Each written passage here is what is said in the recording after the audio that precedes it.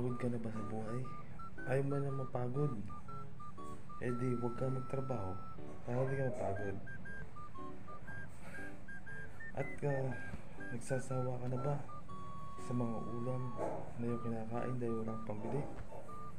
Eh di, mahingi ka, mamburaot ka sa kahit bahay para iba't ibang ulam mo. Okay? At wala ka na bang ginawang matino? Maganda sa buhay mo dahil lagi na palpak ang iyong mga ginagawa? Eh di, baguhin mo. Gumawa ka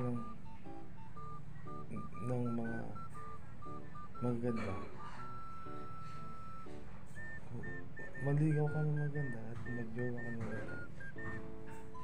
Tiyak na gaganda ang buhay mo kapag kasama mo ang magandang babae na maghinhin at hindi ka sasaktan ang damdamin. At ikaw ba ay naghahanap ng pag-asa?